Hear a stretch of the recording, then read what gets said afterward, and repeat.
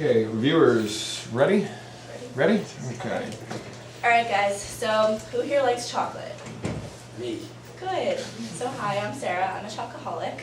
I hope that many of you guys are also, because chocolate's awesome. So I'm here to convince you today that chocolate is actually good for you and provides many benefits.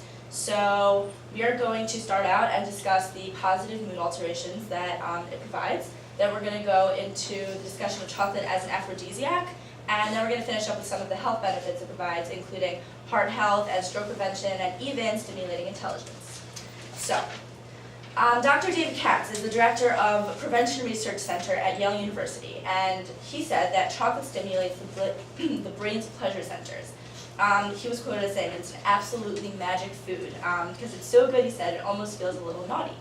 So let's discuss some of the chemical properties of chocolate that make it so pleasurable. So chocolate contains something called phenolphthaleamine, which triggers the same hormones that is triggered when you fall in love.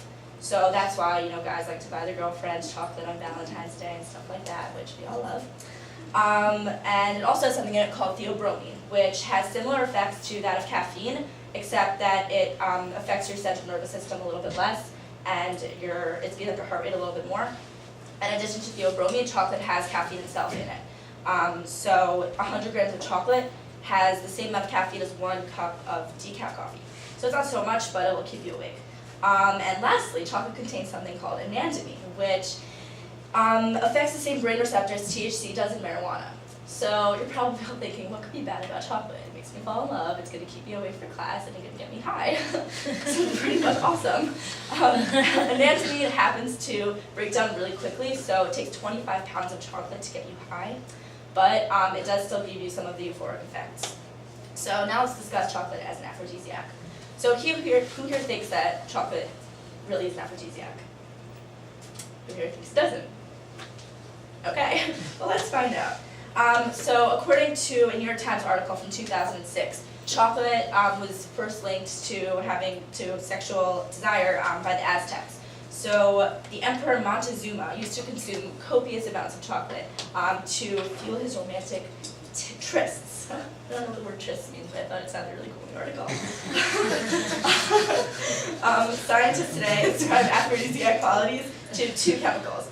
The first is tryptophan, which is a building block of serotonin, which is linked to the brain chemical involved in sexual desire and sexual arousal. And the other is phenolphthaleamine, which I said before is what's triggered when you fall in love.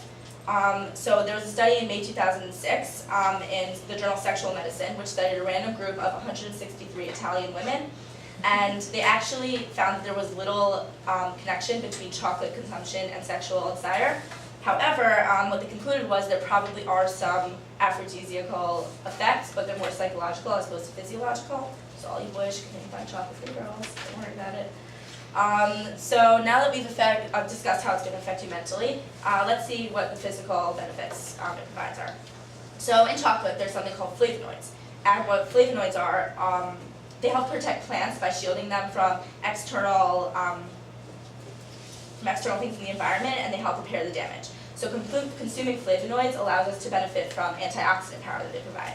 What antioxidants do are they help our cells resist damage from what we can take from the environment, like cigarette smoke and stuff like that. And if you lack antioxidants, it's going to lead to a buildup of LDL oxidation, which hurts our arteries and builds plaque in our arteries walls. So, fun fact, according to the Chocolate Manufacturers Association, dark chocolate contains 8 times the amount of polyphenol antioxidants that are found in strawberries. So it's a little bit healthier than some fruit. So flavonols are the main type of chocolate that are found in, the main type of flavonoids that are found in chocolate. So besides antioxidant qualities, flavonols also lower blood pressure, improve blood flow to the heart and brain, and also lower cholesterol. And according to Daniel Denoon of WebMD, actually if you eat dark chocolate, it will actively lower your cholesterol and lower your blood pressure.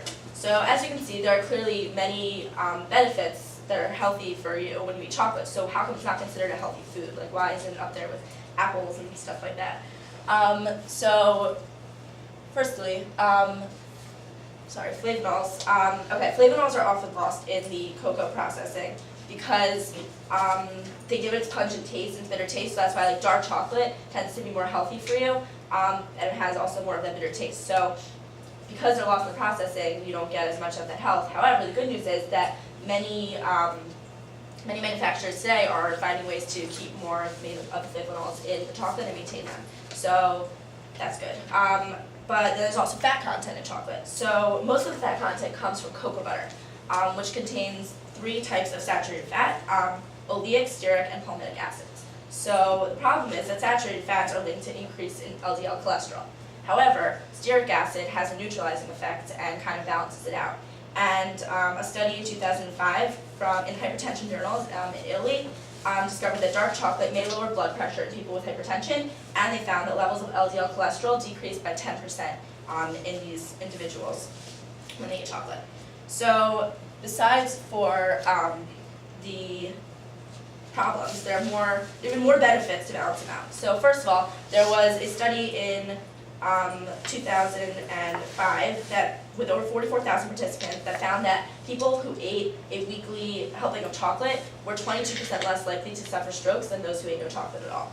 Also in Live Science magazine, there was a study in 2009 that showed that people did a better job of counting backwards in groups of 3s from numbers between 800 and 999. 6. Due to, after drinking hot chocolate, due to the increased blood flow to the brain, so it can help you think in random obscure ways as you eat chocolate. And there was also a Hopkins study that showed that it has similar effects to aspirin in decreasing blood clots. And there are studies currently being done that show that it may have some anti-cancer benefits because flavonoids may help to reduce the cell damage that can spur tumor growth. So I know I just hit you with a bunch of studies, but if you guys just get the point that there's lots of health benefits and there are more being discovered when you eat chocolate. So I hope that this presentation sort of helped you to understand when you pick up a chocolate bar, which we all love to do, that you don't have to feel guilty about it because it's really good for you, especially dark chocolate for those of you who like dark chocolate. And I hope you learned a little more about chocolate. So there's bibliography, and thank you. And I brought some chocolate for you all to enjoy. So this is dark chocolate, this is milk chocolate. There's enough for everyone to get those, so you can start this out.